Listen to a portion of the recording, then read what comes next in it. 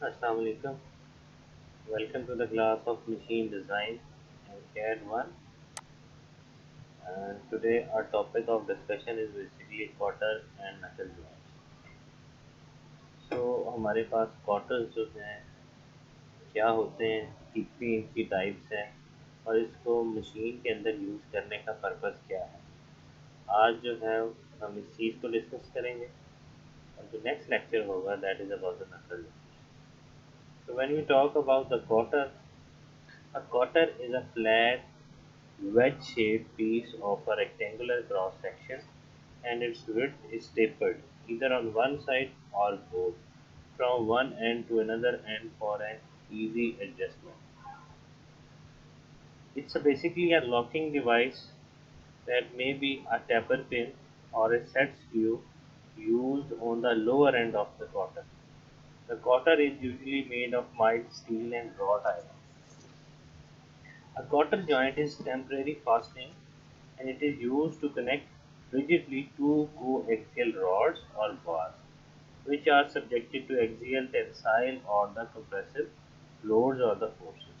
It is usually used in connecting a piston rod crosshead of a reciprocating steam engine, a piston rod and its extension as the tail or the pump rod, and strap end of the connecting rod. आप अगर इस piece को देखें तो आपके पास एक ये वाला रॉड या एक ये वाली शाफ्ट है और एक ये वाली शाफ्ट है। इन दोनों शाफ्ट के दरमियान आपने कैविटी या होल बनाया हुआ है और उसमें ये वेज शेप्ड आपने एक पिन फंसाई हुई है। ये जो पिन है this pin is known as cotter. अब इन दो शाफ्ट के ऊपर एक्सियल पुल या पुश लग रहा है, यानी कि इसके ऊपर जो लोड लग रहा है वो टेंसाइल आउटवर्ड या लेफ्टवर्ड है और यहाँ पे टेंसाइल अपवर्ड राइटवर्ड है। तो ये इनको फॉल अपार्ट करने की, ये इनको खोलने की कोशिश कर रहा है। इन दोनों को आपने इस पीस ऑफ पिन की मदद से जो है वो जोड़ा हुआ। तो ये जो आपके पास पिन है this pin is known as cotter. अगर आप इस क्वार्टर को देखें तो इसका जो टॉप सरफेस है it's a flat rectangular top surface और इसको जो है इंसर्शन के पर्पज के लिए आपने थोड़ा सा टेपर किया हुआ है ताकि ये इजीली जो है इस कैविटी के अंदर फिट इन हो सके। Quarters again it's a type of temporary fastening कि अगर आपने दो शैफ्ट्स को जो पावर ट्रांसमिट कर रही हैं या उनके ऊपर कोई लोड अप्लाई हो रहा है उनको टेम्परेरीली कनेक्ट करना है तो आप क्या करेंगे, with the help of this quarter you will join them. आपने अक्सर घरों में देखा होगा कि हम देखते हैं कि जब हमने हैंग करना होता है अपना फैन रूफ के साथ तो क्या होता है कि आपके पास एक क्वार्टर सी होती है और आप उसको जो है वो जो आपने छत के अंदर उसकी कैविटी बनाई होती है उसके अंदर से उसको आर पार कर देते हैं। तो वो एक बेसिकली क्वार्टर होता है जो उसको होल्ड कर लेता है। तो उसके ऊपर लोड लग रहा होता है डाउनवर्ड डायरेक्शन के अंदर, लेकिन जो क्वार्टर है उसने उसको होल्ड किया।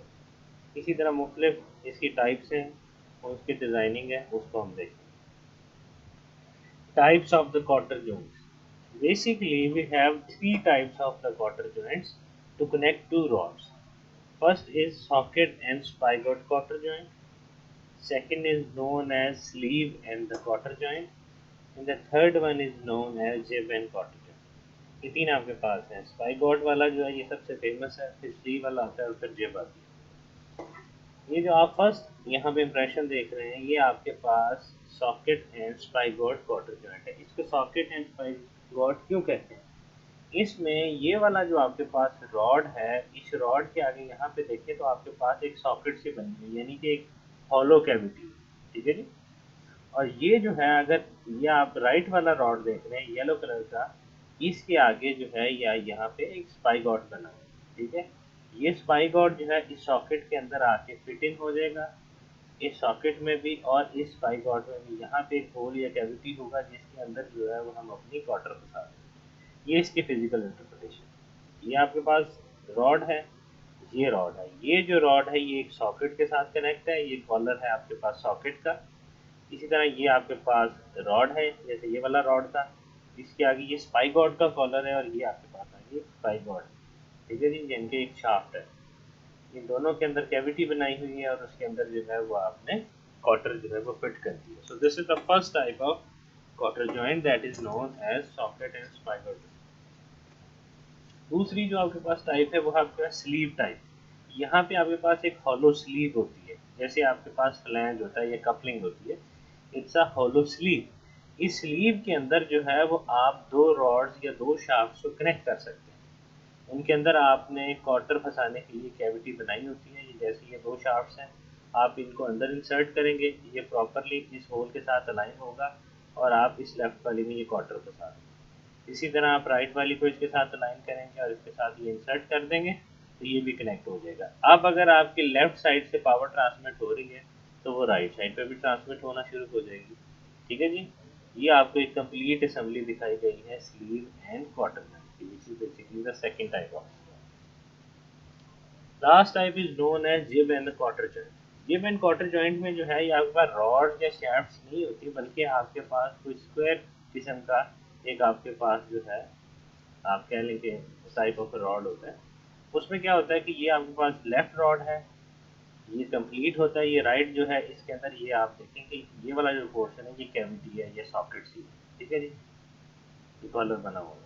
अब क्या होगा जी, इसमें इस शाफ्ट के अंदर सुराख है, इसके अंदर सुराख है। इसके दो पार्ट होते हैं, ये इसकी कॉटर होती है और ये बेसिकली इसकी जिब होती है। इट्स अ यू शेप जिब। आप इसको इसके अंदर फंसा के और फिर इसके अंदर जो है वो कॉटर फंसा देते हैं और इस तरह से जो है इसका जॉइंट लग जाता है। यहाँ पे आपको इसका 3D इमेज दिखाया गया है, इस तरह से ये दो शाफ्ट को जो है वो होल्ड कर लेते हैं। So these were the three types: socket and spigot, sleeve and quarter, jib and quarter. ये आपको दिखाया गया है, इनके पार्ट्स हैं जी। जैसे मैंने आपको बताया था कि this is the first rod, this is the second rod. ये जो है ये इसकी सॉकेट है, यहाँ से लेके यहाँ तक।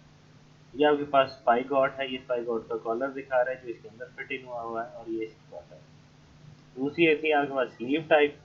स्लीव में क्या होगा कि ये आपके रॉड एंड होगा, फर्स्ट रॉड सेकंड रॉड, इनके अंदर सुराख हुए हुए हैं, ये ऊपर वाली स्लीव है और ये आपके पास क्वार्टर हो गया। This is the gib and quarter. ये आपके पास दो रॉड्स हैं, ये इसकी जिप है, दिस इज द क्वार्टर। तो these are the three types of the gib and cotter. आज जिस केस को हम डिस्कस करेंगे, this is the first case which is known as socket and spigot cotter. ठीक है जी। In a socket and a spigot quarter joint, one end of the rod, say A, is provided with the socket. ठीक है जी। ये जो इसका and ए है, यहाँ पे बड़ा करके दिखाएं तो ये वाला जो एंड है इसका, इस एंड के अंदर जो है वो आपने ये सॉकेट जो है वो दी है, जैसे हमने पीछे तस्वीर में देखा था। वापस आए तो ये जो एंड ए है, ये इसके अंदर एक सॉकेट है जिसके अंदर स्पाइगॉट में आके फिट हो, इसी चीज़ को वो एक्सप्लेन करते हैं। And the other end of the rod, say B, is inserted into it. ठीक है जी, ये जो B है ये आपने इसके अंदर इंसर्ट किया है। The end of the rod which goes into the socket is known as spigot. जो आपके पास एक कंप्लीट ज्योमेट्री है जिसने सॉकेट के अंदर जाके फिट इन होना है, राइट साइड वाले रॉड के साथ कनेक्टेड है, वो आपकी स्पाइगॉट कहलाती है। A rectangular hole is made in the socket and the spigot. यहाँ पे भी आपने एक रेक्टेंगुलर होल किया होगा और यहाँ पे भी। वापस आते हैं, यानी कि आपने सॉकेट के अंदर भी होल किया और सेम होल जो है सेम साइज का स्पाइगॉट के अंदर भी किया हुआ है, ताकि उसके अंदर जो है वो क्वार्टर जो है वो आपकी गुजर सके। A quarter is then driven tightly through a hole in order to make a temporary connection between the two rods. The load is usually acting axially. Axial direction में है, यानी कि पुल होगी इसके अंदर या पुश होगी, टेंसाइल लोडिंग होगी या कंप्रेसिव लोडिंग होगी। But it changes its direction and hence the cotter must be design to carry both tensile and the compressive loads. तो आपकी क्वार्टर की डिजाइनिंग इस तरह की होनी चाहिए कि अगर दोनों लोड्स भी हैं, फॉर एग्जांपल एक कुछ वक्त के लिए आपने चलाया, उस वक्त आपके पास जो लोड था वो टेंसाइल था, आफ्टर सम टाइम वो लोड चेंज होकर कंप्रेसिव हो गया, तो आपकी जो क्वार्टर का डिज़ाइन है it must support both of the process. The compressive load is taken up by the collar on the spike.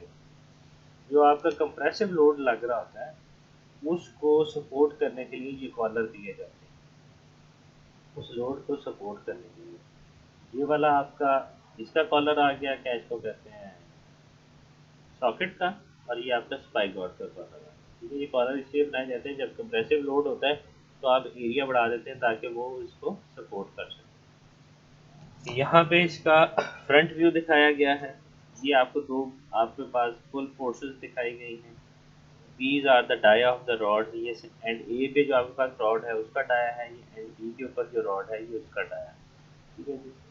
उसके बाद D1 जो है ये आपके पास डाया ऑफ द सॉकेट है। D2 जो है ये आपके पास स्पाई कॉर्ड का डाया है। बी जो है ये विड्थ है आपके पास क्वार्टर की।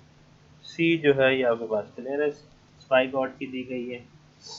उसके बाद T1 जो है ये आपके पास इसके कॉलर की थिकनेस दी गई है। ये इसका फ्रंट व्यू दिखाया गया है। फ्रंट व्यू में आपको ये नजर आ रहा है कि क्वार्टर जो है इसके अंदर इंसर्ट हुई हुई है and L is basically the length of the cotter. Sorry. तो design of socket. Here P is the load carried by the rod। ये जो P है आपके पास ये वो लोड है जो रॉड ने कैरी की। D is the dia of the rod, यानी कि A और B के ऊपर जो रॉड्स हैं उनका डाया है। D1 is the outside diameter of the socket। Socket का जो आउटसाइड डायमीटर है यानी कि उसकी थिकनेस को ऐड करके that is known as the outside, that is known as D1। D2 जो है dia of the spigot है। स्पाई गॉड ने उस होल के अंदर फिट इन होना है जो सॉकेट की है, तो वो सॉकेट का इनसाइड डायमीटर भी होगा और स्पाई गॉड का डाया भी होगा। तो D2 जो है this is the dia of the spigot and the inside dia of the socket. आगे है हमारे पास D3। D3 is basically outside diameter of the spigot यानी कि कॉलर के पास। ठीक है जी, outside diameter of the spigot collar. T1 जो है ये आपके पास उस कॉलर की थिकनेस आ जाएगी जो आपके स्पाई कॉर्ड की थी। D4 जो है ये dia of the socket collar. ठीक है जी, ये D4 जो है ये यहाँ पे मेंशन नहीं किया हुआ इसमें, ये लिखा है। ये बेसिकली आपके पास जहाँ पे कॉलर बन रहा था सॉकेट का आके ये लिखा है D4 जो है ये dia of the socket collar. C जो है ये thickness of the socket collar है, यानी कि यहाँ से लेके यहाँ तक जो थिकनेस बन रही है कॉलर की ये वो है। ठीक है जी, इस तरह T1 आपका थिकनेस ऑफ स्पाइगॉट कॉलर थी। बी जो है ये mean width of the collar है। ये जो है ये जो आपका विड्थ कितनी है आपके पास क्वार्टर की, इनके पिन जो आपने बताई। T is the thickness of the quarter, ये इसके फ्रंट व्यू में दिखाई गई है। एल ये भी इसके फ्रंट व्यू में दिखाई गई है, लेंथ ऑफ द क्वार्टर। अब कुछ टर्म्स हैं ए ई, ये वाली टर्म। ए जो है ये स्मॉल ए जो है ये distance from one end of the slot to the other end of the slot. ठीक है जी, ये जो है ये आप समझ लें कि क्वार्टर से पहले जो सॉकेट के अंदर का आपके पास विड्थ है that is known as A distance from one end of the slot to the other end of the slot. Sigma T जो है ये आपके पास प्रिमिजिबल टेंसाइल स्ट्रेसेस होंगे रॉड के, यानी कि बेस के। तो जो है ये आपको परमिजिबल शियर स्ट्रेसेस होंगे क्वार्टर मटेरियल, क्योंकि क्वार्टर जो है वो आपकी शियर में जाएगी जब लोड अप्लाई होगा। एंड सिग्मा सी जो है वो परमिजिबल क्रशिंग स्ट्रेसेस होंगे क्वार्टर मटेरियल के, यानी कि ये आपकी क्रशिंग भी हो सकती है। तो इसके अंदर भी जैसे हमने रिवेटिंग का केस डिस्कस किया था, तो आपके पास जब डिज़ाइन पैरामीटर में आप देखेंगे three types of the stresses जो हैं they will cause the failure. One is known as the tensile stresses जो आपके रॉड मटेरियल के ऊपर लग रहे होंगे। Second is the permissible shear stresses जो डिपेंडेंट होंगे क्वार्टर के मटेरियल के ऊपर। And third one are the crushing stresses, they are again dependent upon the material of the cotter. Now design of the socket and the spike quarter joint. अब इसके design parameters को discuss करते हैं। The dimensions for a socket and a spike-rod quarter joint may be obtained by considering the various modes of failure। अब इसके mode of failure को discuss करते हैं। सबसे पहला जो मोड ऑफ फेलियर है वो है failure of the rods in tension, यानी कि टेंसाइल लोडिंग की वजह से आपके जो रॉड्स हैं वो ही टूट गए। तो रॉड हमेशा कहाँ से टूटेगा, जो उसका वीक सेक्शन होगा। और क्योंकि रॉड के अंदर आपने उस पोर्शन में सुराख किया हुआ था जहाँ पे आके आपकी कॉटर में फिट इन होना था, तो वो वाला एरिया जो है वो एरिया सबसे वीक होगा। यहाँ पे ये दिखाया गया ये एरिया है। Rods may fail in tension due to tensile load P। We know that the resisting area जो है वो क्या होगा, 5/4 d²। जो d है आपके पास वो है डाया ऑफ द रॉड। ठीक है जी, तो ये आपके पास मोड ऑफ फेलियर में आपके पास जो लोड होगा वो क्या होगा, P is equal to 5/4 d² into sigma T, यानी कि tensile load which is dependent upon the material of the rod. अब इसका second mode of failure discuss करते हैं, फेलियर ऑफ द स्पाइगॉट। अब स्पाइगॉट भी तो आपका जो है वो टूट सकता है। Failure of the spigot in tension across the weakest section. अब स्पाइगॉट का कौन सा वीकेस्ट सेक्शन है, वो भी स्लॉट वाला सेक्शन है। Since the weakest section is that section of the rod which has a slot in it for the failure. Therefore, the area resisting it, अब जो आपके पास एरिया होगा इस केस में वो होगा आपके पास 5/4 d2 square minus d2 into 4 thickness. d2 जो था वो आपके पास पाई गॉड का डाया था, तो आपने क्या किया है कि उसमें से उस स्लॉट का डाया माइनस कर दिया क्योंकि वो पोर्शन ऑलरेडी रिमूव्ड है। वो कितना था, d2 multiply by thickness of the quarter. ठीक है जी, वो इसलिए इसमें से माइनस कर दिया। तो ये इक्वेशन बन जाएगी आपके पास इसके मोड ऑफ फेलियर की। टेयरिंग स्ट्रेंथ इसकी क्या होगी, टी, वो होगा 5/4 d2 square minus d2 into T multiplied by the sigma T, यानी कि टेंसाइल स्ट्रेस का उसके ऊपर। Next mode of failure discuss करते हैं, फेलियर ऑफ द रॉड और द कॉटर इन क्रशिंग। अब क्रशिंग की वजह से जो है वो रॉड का फेलियर हो सकता है या कॉटर का फेलियर हो सकता है। We know that the area that resist the crushing of the rod, वो आपके पास ये रेजिस्टिंग एरिया बन रहा है जो क्रशिंग को जो है वो करे। क्रशिंग की वजह से कपल जनरेट होगा। कपल किस पे जनरेट हो रहा है, इस थिकनेस पे multiplied by the dia d2। d2 इसलिए क्योंकि ये आपके पास पाई गॉड का डाया है, ठीक है, ये उस पोर्शन के ऊपर है जिस पोर्शन के ऊपर आपकी क्वार्टर आके फिट इन हुई है। तो इसका एरिया बनेगा d2 multiplied by the thickness. Crushing strength आ जाएगी इसकी, वो क्या होगी, इसके साथ आपका क्रशिंग स्ट्रेस मल्टीप्लाई हो जाएगा। So the crushing stress check करने के लिए या क्रशिंग रेजिस्टेंस इसकी चेक करने के लिए P is equal to d2 multiplied by T into sigma C. यहाँ से इसका mode of failure in crushing जो है वो आप डिजाइन कर सकते हैं। नेक्स्ट इसका मोड ऑफ फेलियर जो है वो होगा failure of the socket in tension across the slot. तो टेंशन की वजह से जो है वो सॉकेट जो है वो भी फेल हो सकती है अपनी स्लॉट के अगेंस्ट। वो स्लॉट कहाँ पे है, जहाँ पे आपकी क्वार्टर फंसी हुई है। तो उस पोर्शन का जो एरिया होगा आपके पास, ये आपके पास है जी आपके पास सॉकेट। इसके दो डायज होंगे, इंटरनल डाया जो स्पाइकॉट का डाया के इक्वल होता है d2, और इसका एक्सटर्नल डाया वो था आपके पास d1। तो वो बन जाएगा 5/4 d1 square minus d2 square, और उसमें से स्लॉट का एरिया माइनस कर देंगे, minus d1 minus d2 multiplied by the thickness.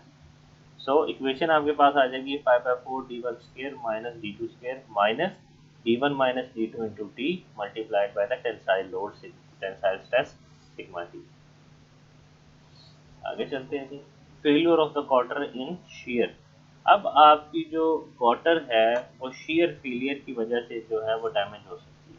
तो considering the failure of the cotter as shown, ये आपको दिखाई गई है कि ये शेयरिंग हुई हुई है दो सेक्शंस के ऊपर आपकी क्वार्टर की, टॉप सेक्शन पे भी और बॉटम सेक्शन पे भी, यानी कि आप उसको टॉप से फंसा रहे हैं और बॉटम से थ्रू उसको आपने किया हुआ है। Since the cotter is in double share, क्यों, क्योंकि एक पोर्शन वो टॉप का टच कर रही होगी, एक पोर्शन वो बॉटम का टच कर रही होगी, यहाँ से भी पास हो रही है, यहाँ से भी पास हो रही है, इसलिए ये डबल शेयर में है। तो इसका एरिया जो है बी इंटू टी, उसको आप मल्टीप्लाई कर देंगे 2 के साथ, ठीक है जी। सो लोड आ जाएगा इस केस में 2 into B multiply by T into shear stress यानी कि टॉप। उसके आगे मोड ऑफ फेलियर नेक्स्ट जो है the failure of the socket collar.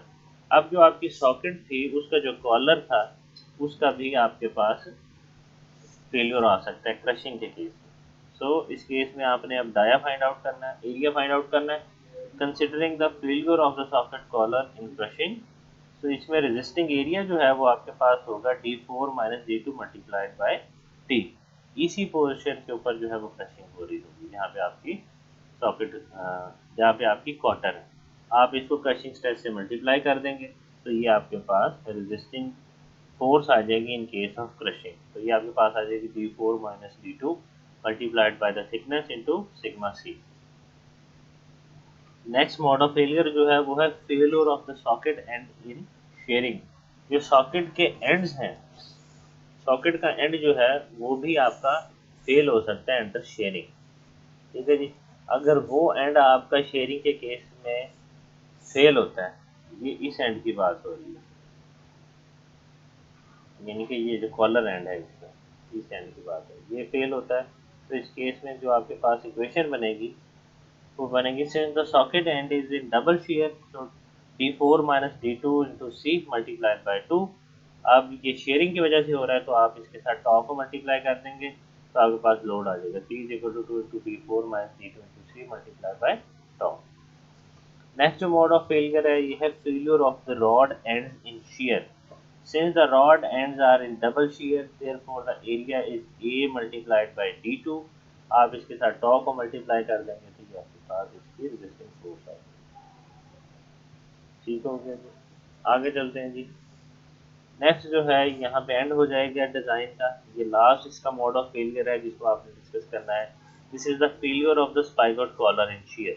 ये जो आपके पास स्पाइगॉट का कॉलर था ये भी शेयर हो सकता है। तो इस केस में जो एरिया बनता है आपके पास वो है पाई D2 इंटू T1। ठीक है जी, क्योंकि T1 जो है ये आपके पास थिकनेस है स्पाइगॉट कॉलर की और D2 जो है ये इसका एरिया है। पाई के साथ इसको मल्टीप्लाई कर देंगे। नाउ पाई D2 इंटू T1 ये आपके पास आ जाएगा कॉलर का शेयरिंग लोड। अब जो P है that is equal to pi D2 into T1 into tau. ये इसकी तो इसके अंदर 3-4 एजम्पशन हैं जो आप करेंगे during the design process. First assumption is the length of the cotter is 4 times of the dia. अगर आपको गिवन नहीं है लेंथ तो L is equals to 4D। D जो है ये डाया ऑफ द रॉड है। A taper in the cotter should not exceed than 1/24। इससे ज़्यादा जो है इसके अंदर टेपर नहीं होना चाहिए। The draw of the cotter is generally taken 2 to 3 mm। ठीक है जी, इतनी क्लियरेंस इसके अंदर रखनी चाहिए। और जो इसकी एक्सेंट्रिसिटी ई है that is 1.2 times of the dia. और जो D2 है यानी कि डाया ऑफ द स्पाइगॉट ये 4 टाइम्स ऑफ थिकनेस होता है आपका। अगर आपको थिकनेस दी गई है तो आप डायरेक्टली वहाँ से निकाल लें D2 इंटू 4 इंटू 3। अभी इसी से रिलेटेड एक न्यूमेरिकल करते हैं तो आपको डिज़ाइन का जो है वो बेहतर आइडिया हो जाएगा। इसमें देखेंगे design and draw a quarter joint to support a load varying from 30 kilonewtons in compression to 30 kilonewtons in tension। Load very हो रहा है फ्रॉम टेंशन टू कंप्रेशन यानी कि आपके सारे मोड ऑफ फेलियर जो है जितने हमने पीछे डिस्कस किए वो करने पड़ेंगे। अगर सिर्फ टेंशन का होता तो हम हाफ फोर्स यूज कर सकते। The material use is carbon steel for which the following allowable stresses are use. Tensile stress दिया गया है 50 मेगापास्कल। कंप्रेसिव की भी सेम रेशियो है। shear स्ट्रेस दिया गया 35 मेगापास्कल और क्रशिंग स्ट्रेस में हम 90 मेगापास्कल दिए। तो हमें लोड और स्ट्रेसेस दिए गए हैं, इसके अलावा कोई चीज़ जो है वो गिवन नहीं। और ये आपके पास पहला जो है वो स्पाइगॉट एंड सॉकेट का। तो सबसे पहले हम क्या करेंगे dia of the rod find करेंगे। तो dia of the rod find करने के लिए पहले वाली इक्वेशन लगाएंगे P is equal to pi by 4 D square into sigma t. इस केस में क्योंकि हमें लोड दिया गया है डाया हमने फाइंड आउट करना था तो डाई ऑफ द रॉड हम यहाँ से निकाल लेंगे। तो डाई की वैल्यू आई है यहाँ से वो है आपके पास 28 मिलीमीटर। ठीक है, सिग्मा टी गिवन है, लोड गिवन है 5/4 इंटू डी से। तो ये डाया ऑफ द रॉड आ गया। आगे जो है D2 हमने बेसिकली निकालना है। D2 निकालने के लिए या तो हमें थिकनेस गिवन होती तो हम वहाँ से निकाल लेते। अब हमें D2 फाइंड करना पड़ेगा। जब D2 फाइंड आउट हो जाएगा तो फिर हम वहाँ से उसकी थिकनेस भी निकाल लेंगे क्वार्टर की। ठीक है जी। तो अब हमने फाइंड आउट करना है डाया ऑफ द स्पाइगॉट, वो D2 होता है आपके पास। उसकी इक्वेशन क्या थी P into pi by 4 D2 square minus D2 into T into sigma T. यहाँ हमारे पास लोड दिया हुआ है टेंशन वाला पाई by 4 D2 square minus D2 into T into sigma t. अब D जो थिकनेस है वो आपके पास हमने कहा था कि 4 टाइम्स है उसका, तो ये हो जाएगा D2/4। टी की जगह पे आप पुट कर देंगे तो यहाँ से आपके पास D2 की वैल्यू निकल आएगी। तो वो आपके पास आई है 34 मिलीमीटर। उसको डिवाइड कर देंगे 4 पे तो थिकनेस ऑफ द क्वार्टर आ जाएगी 8.5। अब इसको चेक करते हैं कि ये सही में है कि नहीं। Now let us check the crushing. अब क्रशिंग की अगर हम देखें इसके अंदर तो क्रशिंग का फार्मूला जो है स्पाइगॉट की क्रशिंग का वो क्या है आपके पास load multiplied by D2 into T into sigma C. तो D2 की जो वैल्यू है वो 34 आई थी और T जो था वो 8.5 था। सिग्मा सी की जो वैल्यू है वो हम यहाँ से फाइंड आउट करते हैं। जो हमारे पास वैल्यू आई है सिग्मा सी की यहाँ से क्रशिंग स्ट्रेस की वो आई है 103.8 न्यूटन पर mm square. Since this value of sigma c is more than the given value, जो आपके पास गिवन वैल्यू थी क्रशिंग की वो थी 90 न्यूटन पर mm स्क्वायर। इसका मतलब ये है कि जो हमारा D2 और D है वो सेफ डिज़ाइन नहीं है क्योंकि इनके ऊपर ये वाला जो स्ट्रेस है ये अप्लाई हो। ठीक है, ये वैल्यू ज़्यादा है। अगर ये वैल्यू 90 से एक्सीड ना करती इस केस में तो हमारा डिज़ाइन जो था वो सेफ होता। तो इसका क्या मतलब है कि now let us find out the values of D2 and T bye substituting the values of sigma C। अब सिग्मा सी से जो है वो हम बेसिकली इसकी वैल्यू को फाइंड आउट करेंगे, बिकॉज ये वाला जो था हमारे पास सेफ डिज़ाइन नहीं है। तो हम क्रशिंग वाली से इसको निकालेंगे कि 30 × 10⁻³ D2 थिकनेस की जगह पे D2/4 मल्टीप्लाइड बाय 90। यहाँ से जो आपके पास डाया आया वो आया 40 और जो थिकनेस आई वो 10। अब आप देखेंगे ये वैल्यूज़ में बहुत कम फ़र्क है। यहाँ पे जो आपके पास स्पाइकॉर्ड की पहले डिज़ाइन आया था वो 34 mm का था और अभी जो है वो 40 mm का है, तो इतना फ़र्क नहीं है। इस तरह जो थिकनेस ऑफ द क्वार्टर आई थी वो 8.5 थी, सिर्फ 1.5 mm का फ़र्क है। लेकिन देखेंगे ये वाला डिज़ाइन जो है वो सेफ नहीं था, ये वाला सेफ है। तो आपको विद इन लिमिट्स रखना है इसको। तो जैसे ही आप स्पाइकॉर्ड की थिकनेस और क्वार्टर निकालेंगे, आपको क्रशिंग की वैल्यू उसके अंदर डाल के फ़ौरन उसको चेक करना है कि इधर डिज़ाइन इज सेफ और नॉट। अगर सेफ है तो आप इन्हीं वैल्यूज़ को कैरी करेंगे, नहीं होगा तो फिर जो given value of the crushing stress होगी उसको पुट करके डाया और थिकनेस जो है वो निकालेंगे। स्पाइकॉर्ड का डाया आ जाएगा और थिकनेस ऑफ द क्वार्टर आ जाएगा। नेक्स्ट जो चीज़ है वो है outside dia of the socket यानी कि D1। उसके केस में टेंशन में हमारा फार्मूला था 32, यानी कि load that is equal to pi by 4 D1 square minus D2 square minus D1 minus D2 into thickness into sigma t. अब आपको थिकनेस और D2 दोनों की वैल्यूज पता है, D1 आपने फाइंड आउट करना है, सिग्मा टी आपको गिवन है। ये सारी वैल्यूज को पुट करेंगे, ये आपके पास एक क्वाड्रेटिक इक्वेशन बन जाएगी। उसमें से पॉजिटिव साइड को सिर्फ आप कंसिडर करेंगे, नेगेटिव को ओमिट कर देंगे। तो जो आपके पास वैल्यू आएगी दैट इज 50 mm। तो that is basically the socket dia. तो ये वैसे भी कॉमन सेंस की चीज़ है कि जो ये वाला जो डाया है आपका स्पाइकॉर्ड के डाय से जो है वो ज़्यादा होना चाहिए। यहाँ पे देखिए 40 mm का आपका डाया था, 10 mm की आपकी थिकनेस थी। इन दोनों को आप ऐड करें तो ये बेसिकली आपके पास आउटसाइड डाया बनता है ना, कि थिकनेस जो आपके पास है प्लस आपके पास डाया जो है, तो वो आपका 50 आ रहा है। तो डिज़ाइन इज करेक्ट। आगे चलते हैं जी, width of the cotter B आपने फाइंड आउट करना है। तो हमारे पास फार्मूला क्या था उसका, शेयरिंग का। शेयरिंग का फार्मूला था P into two into B into T into tau. Load आपको गिवन है, बी हमने फाइंड आउट करना है, थिकनेस हमें पता है, शेयरिंग स्ट्रेस की वैल्यू गिवन है। यहाँ से आपका विड्थ आ जाएगी क्वार्टर की, दैट इज 43 mm। नेक्स्ट जो है वो dia of the socket collar है, D4 जो है उसको फाइंड आउट करना है। तो वो हमारे पास क्रशिंग वाले फार्मूले से आता है कि क्रशिंग जो है वो स्पाइकआउट कॉलर की का फार्मूला है load multiply bye D4 minus D2 into P into sigma C। D2 की वैल्यू पता है, T की वैल्यू पता है, D4 निकालना है। तो here the D4 is 75 millimetre. ये सबसे बड़ा डाया होता है आपका सॉकेट के कॉलर का भी डाया। आगे चलते हैं जी, thickness of the cotter socket collar जो है वो आपने फाइंड आउट करनी है, यानी कि सी की वैल्यू जो है वो फाइंड आउट करनी है। तो ये भी आपके पास शेयरिंग में होती है, load multiply by 2 into D4 minus D2 into C into tau. यहाँ से आपने सी की वैल्यू फाइंड करनी है, D4 और D2 आपको नोन है। यहाँ से सी की जो वैल्यू आई है दैट इज 12 है। ये आपके पास थिकनेस हो जाएगी सॉकेट कॉलर की। नेक्स्ट जो है पैरामीटर इसमें जो आपने फाइंड आउट करना है वो है ए, यानी कि distance from one end of the slot to the other end. So ये आपके पास इसका फार्मूला शेयरिंग का होता है कि sharing of the rod failure. उसमें फार्मूला क्या होता है आपके पास, P इंटू टू इंटू ए D2 इंटू टॉ। तो आपको लोड की वैल्यू पता है, ए आपने फाइंड आउट करना है, D2 पता है, टॉ की वैल्यू गिवन है। यहाँ से ए की जो वैल्यू आएगी वो आएगी आपके पास 11 mm। The last is the dia of the spigot collar, यानी कि D3 अभी तक मिस है। स्पाइक आउट कॉलर का डाया हमने फाइंड आउट करना था। ये हम निकालते हैं क्रशिंग वाले फार्मूला से, load is equal to pi by 4 D3 square minus D2 square into sigma C। तो D2 की वैल्यू हमें नोन है, लोड गिवन है, क्रशिंग स्ट्रेस गिवन है। तो यहाँ से आपके पास dia of the spigot collar आ जाएगा विच इज बेसिकली 45 mm। बाकी जो एंड में तीन चीज़ें हमने डिस्कस की थी वो भी हम यहाँ से फाइंड आउट कर सकते हैं कि अगर आपको thickness of the spigot collar भी चाहिए तो वो आपके पास T1 होती है, उसका फार्मूला शेयर वाला है आपके पास, load is equal to pi D2 into T1 into tau. D2 known है हमें, टॉ की वैल्यू गिवन है, लोड हमें गिवन है। तो T1 जो है basically thickness of the spigot collar, वो हम यहाँ से निकाल लेंगे विच इज बेसिकली ये करना है।